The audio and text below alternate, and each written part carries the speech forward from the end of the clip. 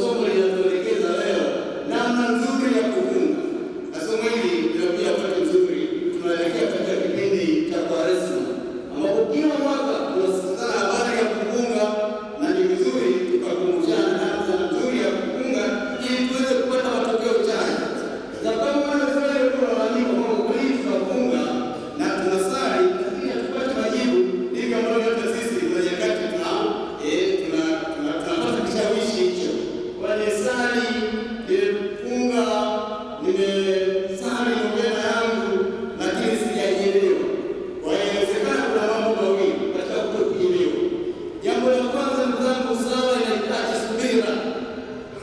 Yawezekana katika kichwa chako umeweka hadi wakati wa kujibiwa sala zako, jambo ambalo si sahihi. Wewe timiza wajibu wako wa kusali, wajibu wako wa kufunga, kufanya matendo mema kama ambavyo somo linaelekeza, lakini Mwenyezi Mungu anao wakati wako wa kujibu sala zako. Hili jambo la kwanza. Jambo la pili, yawezekana hujibiwi kwa sababu ya kutokufuata taratibu zenyewe za sala na taratibu zenyewe za kufunga kama somo ambavyo linatuelekeza. Ndugu zangu, sawa, kufunga kuendana na matendo mema.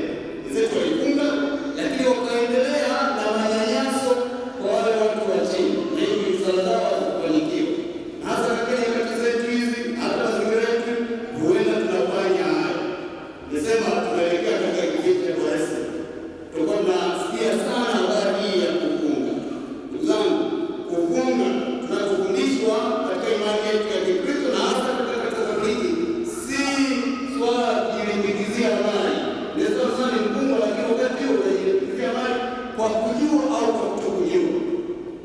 Kwa mfano, mimi Mkristo, kwa mfano katika Yesu ya kwanza, natambua kwamba mimi napenda sana kwa vinywaji, sana piga maji ya asili. Chupa 5 za bia kwa siku. Sasa malengo, naamua kuweka malengo ya mfungo labda katika Kwaresima ya mwaka 2026. Katika siku zile za mfungo, kwa sababu nina kawaida ya kunywa bia 5 kwa siku, na hivi naamua kwamba katika mfungo huu nitakunywa bia 2 tu. Zile 3, zile pesa za bia 3 zile nazielekeza kwa wahitaji. Kuna wengine hawafanya hivyo, anaiingiza. Ni kweli atakunywa bia 2, pesa ile ya bia 3 anaweka kwenye kibuyu. Baada ya mfungo kuisha, basi tarudi maisha yale, na kama unafidia kile ambacho ulikuwa ukipoteza wakati wa mfungo.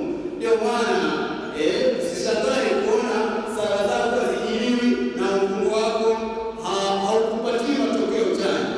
Kumbe kufunga lazima kuambatane na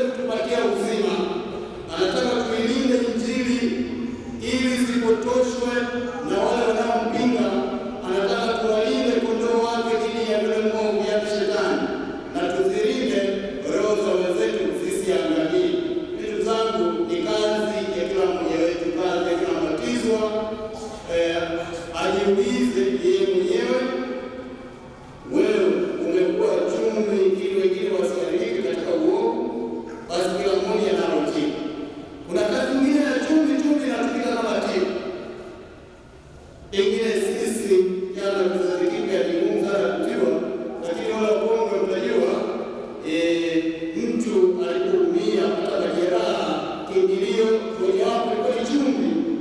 Kuweka chumvi katika majeraha yale, donda liweze kukauka, hatimaye kunapona. Na hivi chumvi tunaitumia kuipaka kwenye vidonda ili itumike kama tiba. Na hivi Yesu anaposema kwamba tuwe chumvi, maana tuwe tiba kwa wengine, tutibu majeraha ya wengine kwa kuwafariji wagonjwa, waliofiwa, waliopoteza matumaini, waliokata tamaa, na wengine wengi ambao wanapitia changamoto mbalimbali katika maisha. Lakini pia katika uhalisia hapa pana kazi. Zipo nyakati ambazo tumeongeza majeraha kwa wenzetu, hasa hii habari ya ushauri. Mtu anakuja anakueleza, unatoa majibu rahisi sana